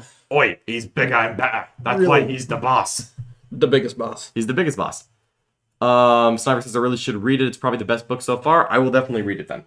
I really like the Cons one, because of course I did. But so far, the only ones that I bought were Perturabo and the Cons books. What do we see Harlequin's niche being right now? Now that Dark Eldar in the current state, you are Dark Eldar that you don't have to feel embarrassed about. More expensive, fewer options, harder to paint. Ooh, Michaela is in the chat saying Frosty Boy. Michaela! Welcome to the chat, Frosty Boy. Cut out more things. Should have got Michaela to come in. Mm-hmm. Oh, that'd be a fun paint stream. Let's see. Richard, Yes. pick a Trader Primark. Trader Primark? Trader Primark. Who's your favorite? None of them. I absolutely despise chaos. Come on. You gotta pick one of them. Everyone's got a little chaos in their heart. I'll go more Tyranid just because it pisses you off. Well, you know. Excuse you. Should have known that Richard would pick the boring one who stays in his room all day. No, that's actually Lorgar. Yeah. Yep, Richard is Lorgar. Lorgar. Lorgar, yeah. Screw that guy. That guy. Yeah. Yeah. Nobody likes him. Yep. Congrats on winning the dice bet. Nick is for sure getting a lot of attention. You know what? I am just so happy that he has a mustache. It brings me great joy. Death Guard have really good books, and they are not boring. Adam, I'm sorry. We cannot all be blessed with the truth of the Emperor, and you're wrong. Death Guard, I just don't like them. I don't really like Nurgle. Nurgle's my least favorite god. It's like, Makes sense that I wouldn't like their God Legion. I mean, none of the armies are actually bad, of course. I just like to talk a little bit of smack about, Death Guard, anyone Eldar, Tau. Always tell. These darn Remora drones that are probably going to shoot me to pieces tomorrow. John loves Tau. Nah, John does not love Tau. Christian asks, John, are you going to try Ravener soon in the stream? I assume that's Ravener's the unit, not Ravener the character, unless he also got announced in the Black Bear thing. However, I love the audiobooks with the yeah, Ravener series. I probably will not try Ravener soon because right now we own 3, and if I were going to use them, I would want like 18. So hard to say when I would use them, but at some point I would like to. Especially if we ever get new Tyranid rules, Raveners are one of the few units that we really need to amp up our collection on because we've got a relatively diverse Tyranid collection between the house, but there's always room for more bugs. Everyone knows that. Adam also plays Tau. Oh, Adam, I'm so sorry. That explains a lot. Oh, ouch. Harsh words from Frosty. Harsh words from a Space Wolf player. I too dabbled in the Tau, and Yeah, then I got know. smart.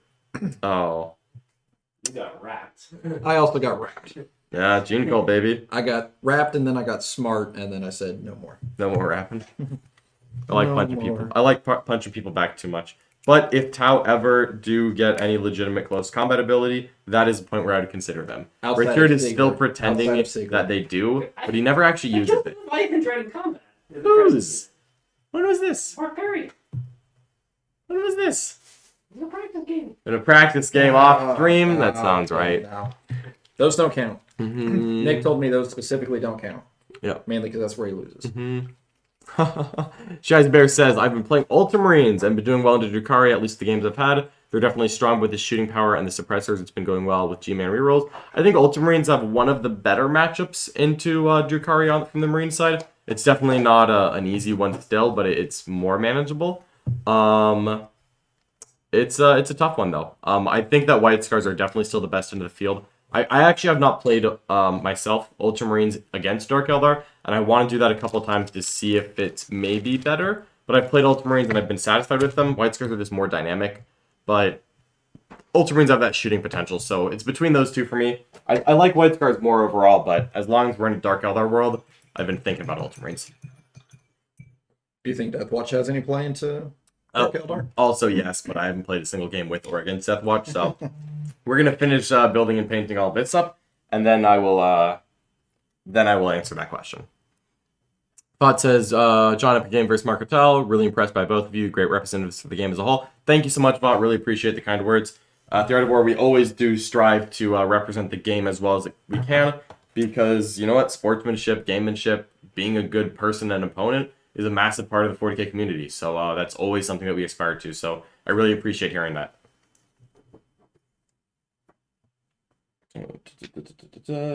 Missile pod time.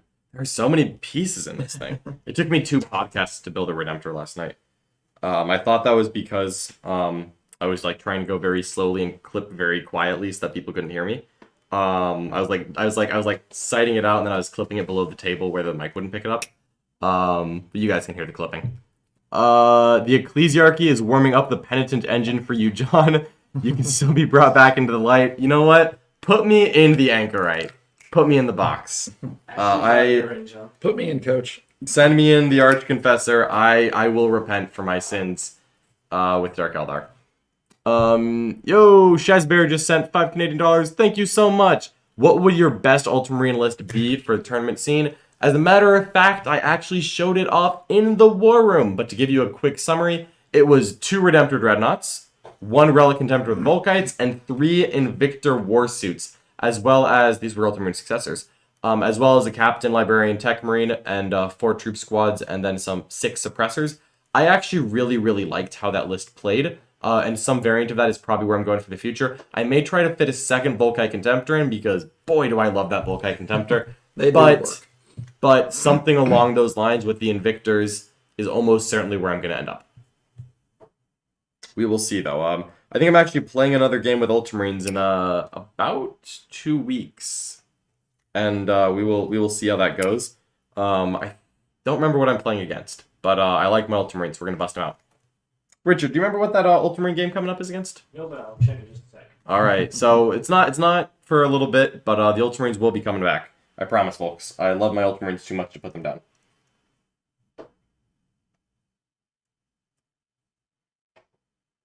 Dun, dun, dun. So what made you pick those successor traits?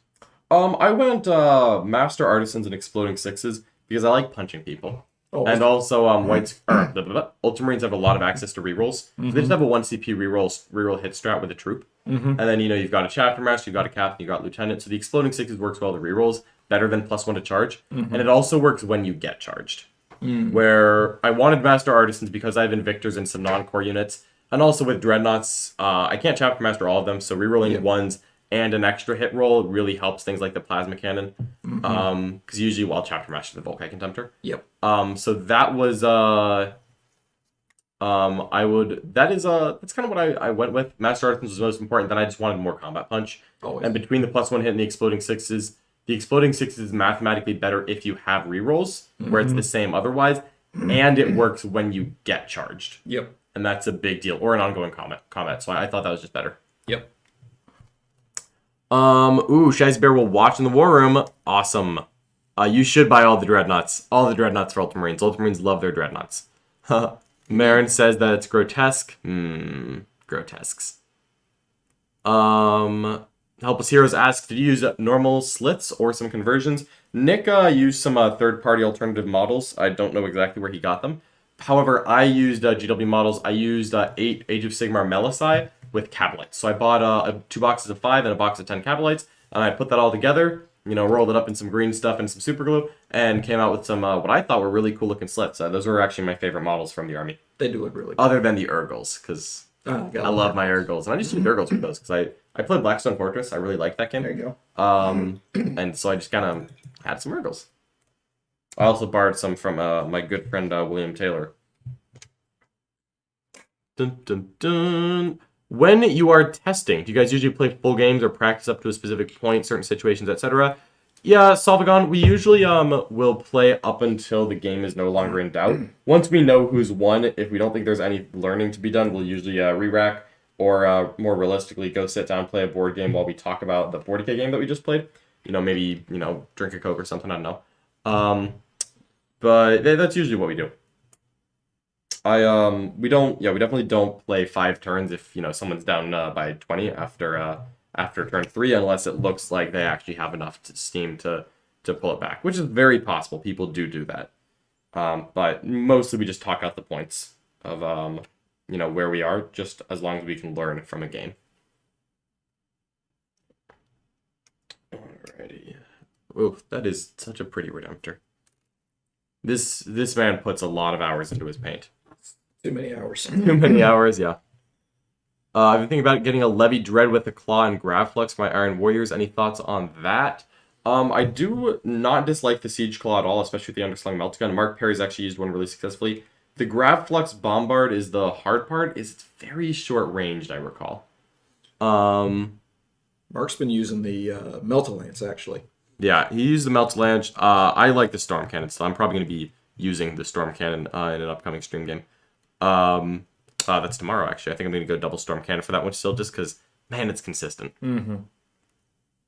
I do like that 6 damage against vehicles, though. Oh, my goodness, yeah. Will we be seeing Siegs at more tourneys soon? Helpless Heroes, that seems extremely likely. As a matter of fact, Mr. Siegler is intending to arrive at a tournament in Atlantic City. So we're hoping that Mr. Siegs will be back with us in Atlantic City, especially once, he was kind of waiting till he was fully vaccinated. But I think Mr. Siegs is coming back, and I, for one, am very excited to have him back out in the scene. We have awakened the sleeping giant. I went and got into my tournament wins while I could. Siegler is coming. Siegler is coming to ruin my hopes and dreams. Lenin's Bane. Yep. Let's see. VOD is asking about Mark Hertel's list. I noticed he only ran 1 unit of Cerberus Raiders. Do you think that only works because he's Stygies? Yeah, I think that he has a lot of stuff to use as screens. I personally would have really liked to see a second unit in his list, but I acknowledge it's very hard to find points for that. I think that'd be cutting the Inquisitor, but he does have the Inquisitor as well as a kind of a pseudo-screening unit. Yeah, and having the extra boats also helps.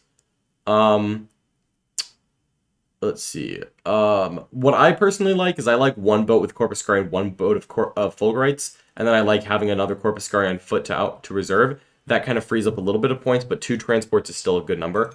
But that's just me. There's a lot of options with AdMech, and hopefully there's a new codex for them soon. But, I mean, we know there is. It's just like, when will GW actually let us give them money? It's like, we are ready. We are ready to give them money, and they're like, wait. I know we announced this in March, but wait. Wallets are ready. Yeah, wallets are locked and loaded. The wallets are ready to go, and they're just like, we're going to pre-order this later.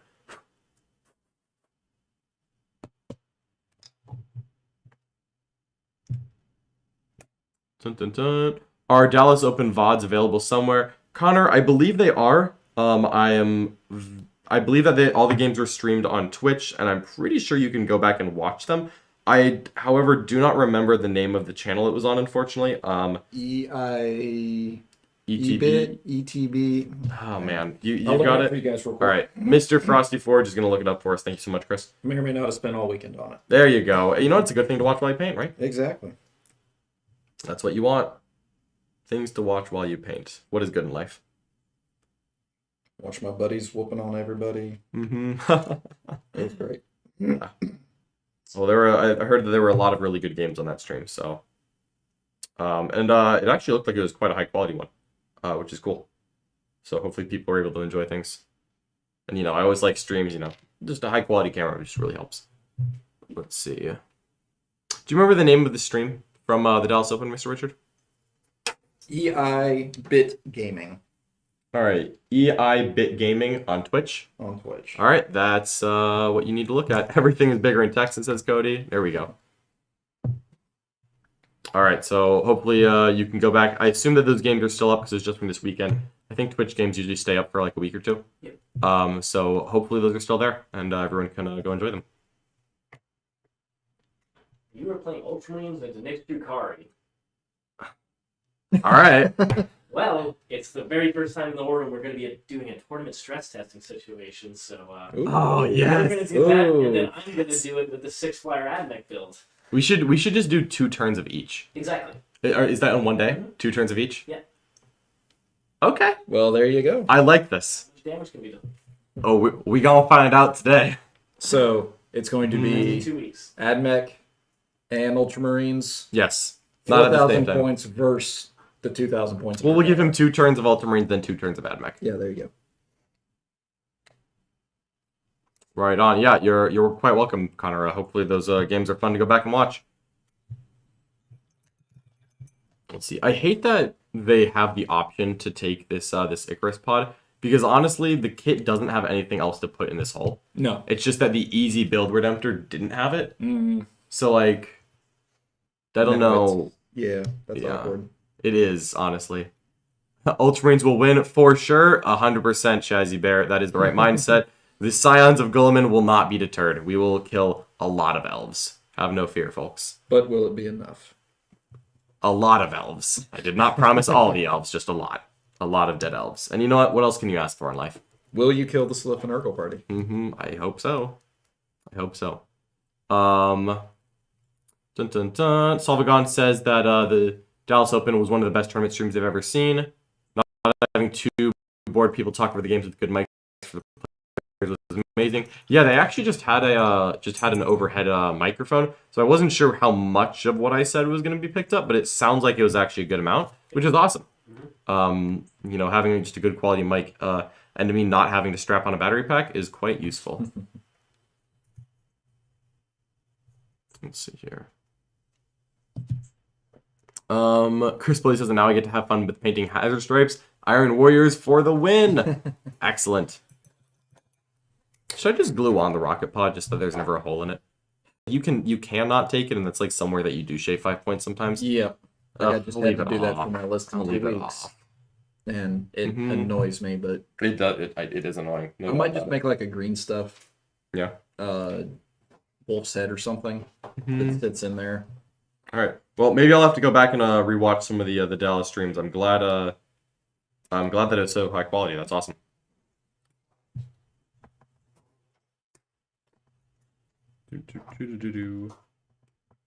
Let's see here. All right. Ooh, look at that beautiful Redemptor. So many blends. So many blends. You're putting so much effort into making it the same shade of gray as mine. Yeah, pretty much. But it's a much smoother gray, don't you worry. Sorry, my old Space Wolf scheme was a dark gray, and about 3 steps in, I realized I couldn't tell the difference between the painted part and the unpainted part Oh no. because it was just back to gray plastic. Mm-hmm. Oh, that was sad. Christopher Woodson asked, do y'all still train and/or coach? Yes, absolutely. You can still sign up on our website, theartofwar40k.com, if you are interested in personalized coaching. That is still an option, and you can even get me as a coach. Absolutely worth it. We do try. We certainly do try. So yeah, you should definitely check that out on our website. As well, we do have merch available on our website for the first time, which I like to think is 100% worth it. You can keep it tropical. Yep. Get some of the Art of War merch, objective mats, Totally gonna be masks, ordering one of those t-shirts, ties. hoodies, a tie. I want that tie. I want a tie. Totally I should ordering get it. that I should get a tie. Oh man, so many bits. Why did they make these legs so many pieces? Goodness gracious. How did they do this? Just trying to build his hips, but the hips lie. The hips do lie. Alrighty. Hey. Dun, dun, dun. I will say the nice thing about it is if you don't glue these parts Mhm. at the actual joint Yeah. first, you can get everything reposed and then glue everything together. So you're not stuck just standing there. I should do that. Yeah, I gave my first guy a bit of a running pose, Mm-hmm. just so it'd be a little more dynamic. Yep. But I'm gonna have to do something else for the second guy. I haven't really decided what. Good evening. Just put the finishing touches on a 2,000-point Necron army and the Silent King, all painted in 7 days. Sarkit, good job. That is an ambitious project, but I'm glad to hear that you pulled it off so well. I'm sure it is looking amazing, and 7-day army is something that many people can only dream of. I I'm very have to jealous. ask whether or not you used an airbrush, because that sounds like it would help the process. Or I know- rattle can. Or rattle can. You know what? Rattle can, a big dry brush, and a bucket of gnome oil. That'll Yep. get a Necron army done too. Oh no. Dropping pieces is bad. Okay. Pieces back. This is good. John, how often during a competitive game do you are you doing the math of a potential assault/shooting interaction? Constantly, Connor. I am fortunately I am blessed with the ability to do math in my head very, very quickly. Very useful in public education. And I am doing math very frequently during games. I'll almost always run an expected value on literally any multi-dice interaction that I'm doing. And I've got a lot of it memorized, which helps. But I do a lot of math during games. Usually if I'm like sitting and thinking, I'm just crunching numbers real quick. That stupid useless extra little pipe that comes out of the bottom of the hip and lines up with that stupid slot on the leg of the hip. Yes, Cody, you feel my pain. That's literally what I'm clipping out right now, and I'm remembering using it yesterday and agonizing.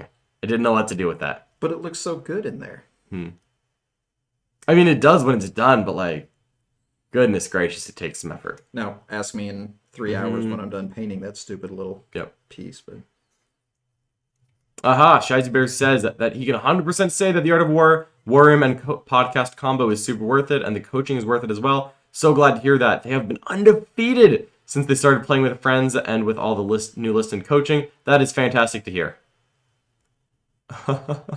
Sarkis says that it was a 50% airbrush Necron army. Would never try without one. That is a good number right there. That airbrush saves lives. At least it saves mine and just a lot of hours. oh yeah, Oh yeah. oh yeah. All right, more bits for these hips. These hips that totally do lie. All right. Dun, dun, dun. I'm gonna have to trim all this down. Yeah, the Redemptor hips are they're Something. something right there. It's like 8 pieces. Why are the hips 8 pieces? If I could only play one army for the rest of the year, what would it be? I would personally choose Sisters of Battle right now. Even without knowing what their book is, I just love those new models so much. It's an army I'm really excited about. That would be my choice. Mr. Frost, what do you think you would choose? Ooh. Well, it would probably be either. Well, the short answer is I'm probably going with Space Wolves, but that's just because I've spent so much time painting this army. I want to actually get them on the table. As you should. But actually probably would be Eldar mix. Ooh. Something similar to what Naden took, actually, is what You do like those Naden may or lists. may not be building right now. Uh-huh. I mean, you've already got some Night Spinners, right? I do have Night Spinners. Night Spinners are pretty solid right now, it turns out. Interesting to see them come back, though. I was very happy. Yeah, they kind of went away when Eldar really dropped in popularity towards the very beginning of 9th edition. No one was just playing them, but it's good to see them coming back. Yep. Let's see here. Dun, dun, dun. I think the biggest issue was they just needed something to back them up. And Craft Worlds was not it. Yeah, I think, yeah, but having Dark Eldar in front of them, because really you need to stop people from getting to the Night Spinners to get the Yep. full effect out of them, and Eldar weren't good at stopping people. It was actually exactly what I did with my stuff in 8th edition. Was lots of racks and talos sitting in front of the Night Spinners. And yeah, turns out that can actually win some games. Hey, in spite of your best efforts. I did everything I could to make sure I lost those games, and somehow my models pulled through. Matto says, it sounds like Miracle Dice are getting minor tweaks. Anything you would or would not want changed? I actually like Miracle Dice exactly as they are right now. I don't really want anything to be changed. What I would not be surprised by them changing is if they said that you could only use one dice out of a charge roll. I would not be shocked by that, frankly. But you never know what GW will cook up there. Something more like Honor the Prince. Yeah, where you Style. replace one with... Now, that's a spot where I would take the +1 to advance and charge a lot more. Ooh, Jake Jarvis says, have you messed around with Black Templars yet? Devout Push seems like such a game-changing stratagem. 100%. I think that Devout Push is awesome. I've done a lot of practice around Black Templars. I've only played one game with them, but I've played against them a couple times. One of our more recent Art of War coaches, Jack Harpster, has really done well with them. He took them to a high placing at the Clutch City GT back in, I want to say, March.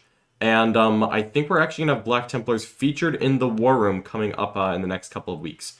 So keep an eye out for that. We will have Black Templars on at some point. But I think they're great, and Devout Push is a massive reason for why they are so, in my opinion, so good.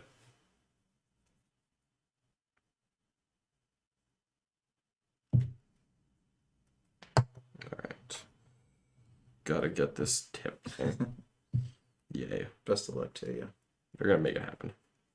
Gotta make it happen. Alrighty. The key is to not glue anything shut while I do this, and that's the hard part, because I'm gonna do everything I can to glue this shut on accident.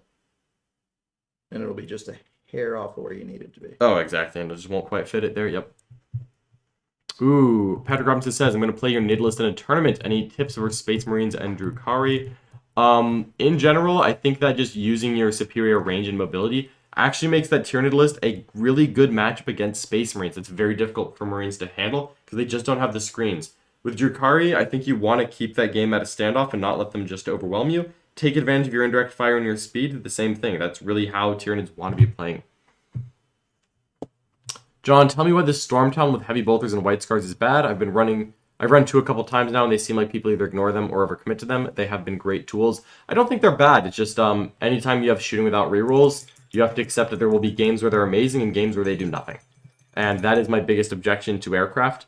Also, I don't like that it's harder to null deploy my army, because aircraft can be seen through obscuring ruins and they don't benefit from forests, although they're naturally -1, which is always useful. But I'm always afraid of people getting a good angle and good line of sight on me, and that just kind of being the end of the story.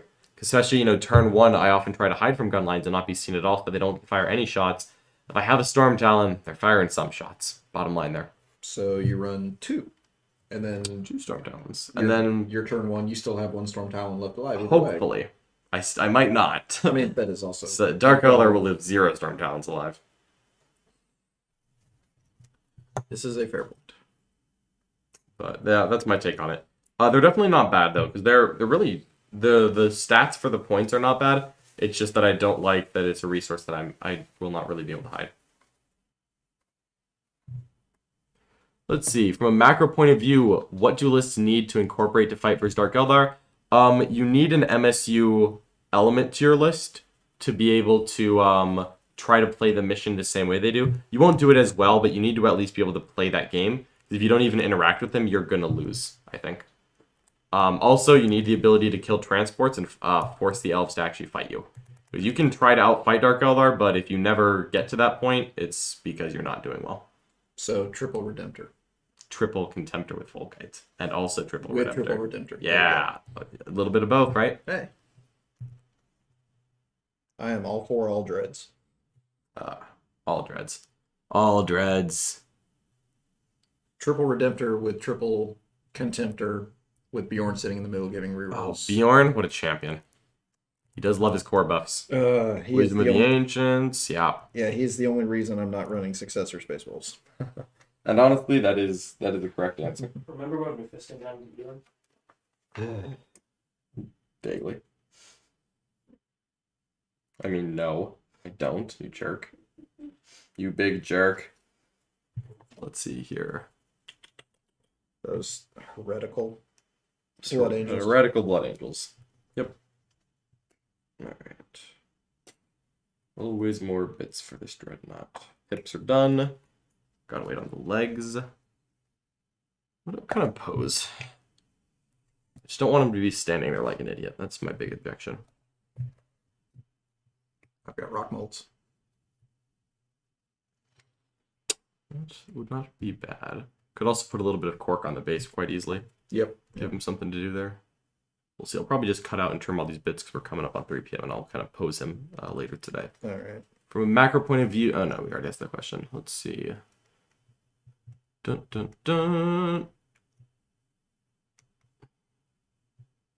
How's that playing going over there, Richard? Come on, quite well. Coming along? All right. Yeah. Ooh, okay, getting there. It's Can been we get all done, I 6 guess. done? I don't know. You find some way to buy two. Ooh, Christopher wants to hear more about Frosty Space Wolves. Frosty, tell us about these fabled wolves of yours. Ooh.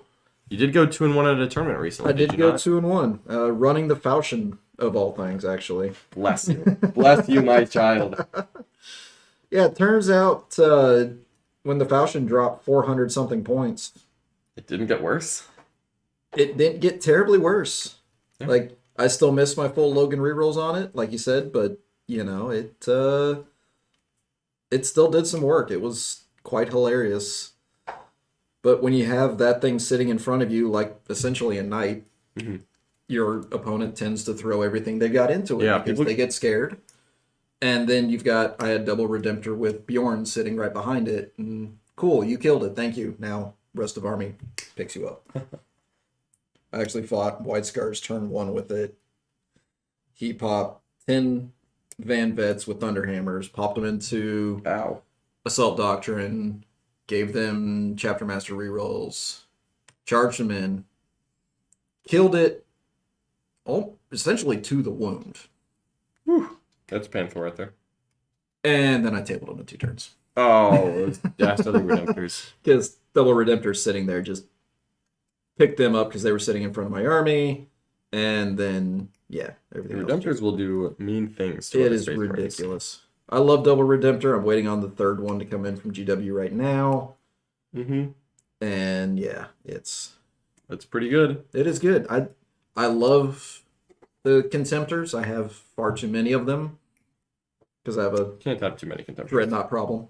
You cannot have too many Contemptors. They're so good. But I just love the CC Mhm. that Redemptors can get. Yeah. More questions in the chat about the Drukhari. You know, if you want some really good in-depth ideas about countering Drukhari, I would listen to both the upcoming episode of Art of War Down Under and the Art of War podcast. In both of them, in Art of War Down Under is myself, Adam Camilleri, and Nick Nonavati talking about the state of the meta, and then in the Art of War, it's myself, John Damaris, and Peter the Falcon of Stat Center fame. We were breaking down how to fight against Dark Eldar, and I think both of those episodes came out really, really well, and are going to be great content for anyone who is worried about our new Dark Kin Overlords. And the answer was On Run the Dark Eldar? podcast. No, it's not the only answer, I Oh, promise. so you'll have to listen to the podcast. Yeah, I know. I don't want to say it. I spent 4 hours talking last night. And you got to spend more time I'm talking. not saying that in the last 6 minutes here. Let's see. Let's get some legs on this Redemptor. It's leg day, Redemptor. Oh, man. Yeah, I'm gonna have to fire up the airbrush for sure to get these bad boys done. Yep. Nothing like an airbrush. A little bit of gray, a little bit of blues. Blues? Ooh, I must learn your magic. Blue grays. Blue grays. One of the tricks for doing a good black is to mix a little bit of blue in with your grays to break it up a little bit. Interesting. See, Frosty teaches me. I coach him, he coaches me. I forget Symbiotic everything he relationship. teaches me. I forget everything he teaches me. It's great. It works out. I ask Frosty about once a week, like, so what did I do for yellow? And he's like, paint it brown. I'm like, okay then. Mix it with some more brown and then paint it. Okay. No, we just went straight to yellow. Got it. Straight to yellow. Gotcha. I was painting it yellow. Hey, you know. Christopher Woodson has a couple more to build at home as well. You can never have enough dreadnoughts. Dreadnoughts are one of the best parts of 40k. I love dreadnoughts. Dreadnoughts are the best. Everyone knows that. You know why Tower bad? They don't have dreadnoughts. Yep. They have better battle suits. That does. I didn't see the dreadnought keyword on a single word you just said. Battles. Are Redemptors better than Contemptors if you cannot get the Volkite bits? If you don't have Volkites, then yes. Although, frankly, they're both still really good. You can do non-Volkite things, but Volkites are definitely the best for yield Contemptors right now. The only thing I hate about Contemptors is you have to give up the combat fist. You do. And Redemptors get the best of both worlds, but the Contemptors get some really good range. So They I do. think that helps. They really do. The Redemptors are short range, so you really want that power. Yep. How are you using the Hive Tyrant in your list? Well, Patrick, I use it kind of as a free safety. He floats around the battlefield, kind of solving problems and supporting the rest of the army. He's not aggressive, but he doesn't just sit in the back either. He really floats in the middle, playing free safety. Is that a sports ball reference? It was a sports ball that reference. Was a sports ball reference. I do like my sports ball. On a 40K channel? I'll do it again. You'll never see it coming. Oh, so many pieces. God, why Redemptors? Dun, dun, dun. I was a madman and built 2 in one night. Ooh, that is some effort right there. Never again. Never again? Never again. Never again, he said. Until the next time. And I'm used to building stupid things like sisters. Nick's sister's army. Yeah. Forgot about that. I haven't. Never. Nick's already forgotten about it. Oh, Good. sure. I'm sure. Right. Are fresh haircuts the secret sauce for GT wins? Yes, Alex Walker. Fresh haircuts and some lucky socks. That'll get it done every time. Mark did get me those corgi socks. Oh, perfect. And that's what I was wearing. Really? So, There you go. Yep. So maybe that's the secret. That's the secret sauce. Corgi socks. Corgi socks. There you go. Heard it here first, folks. All right. Well, I think that's about all I've got for our wonderful little paint show today. Thank you so much for joining us today, Yeah, Mr. Frost. absolutely. It was always a pleasure to Glad have to you be on. here. We will have you back, no doubt. But yeah, thanks so much, everyone. We do have some fun stuff coming up. Tomorrow we have not one, but 2 games. One of them on YouTube is going to be my Tyranids against Mr. Richard Siegler's Tau Empire, specifically as far as Xenos on Xenos. Then we have some Imperium on Imperium action coming up in the War Room at 5 p.m. Eastern Time. That is my Iron Hands into Jack Harpster's Sisters of Battle, coming off fresh from a top 10 performance at the Dallas Open with those Sisters of Battle. And Jack's debut. And Jack's debut in the War War Room, which is going to be super fun, super exciting. I am ready to see it. So make sure to check that out in the War Room and enjoy this little promo video. Dun, dun, dun. Competitive 40K and become a member of the world's most knowledgeable and positive community. The War Room is an exclusive group that brings together the world's best 40K players as coaches to help anyone from a newer player to an experienced tournament veteran learn, grow, and reach their goals within our shared hobby. Each week we offer a variety of live stream coaching matches centered around illuminating the thought process and in-game decision making of top players. We explain everything we're doing and why. You'll learn about the ever-evolving meta, match play mission theory, list making, and discussion of every faction in the game, and have access to analysis of all the latest rules. Our team of highly experienced coaches teach weekly clinics on each individual faction, strategy sessions on deployment and cool tricks, and meta-analyses each week during Meta Monday. We are committed to not only providing the best knowledge for players available,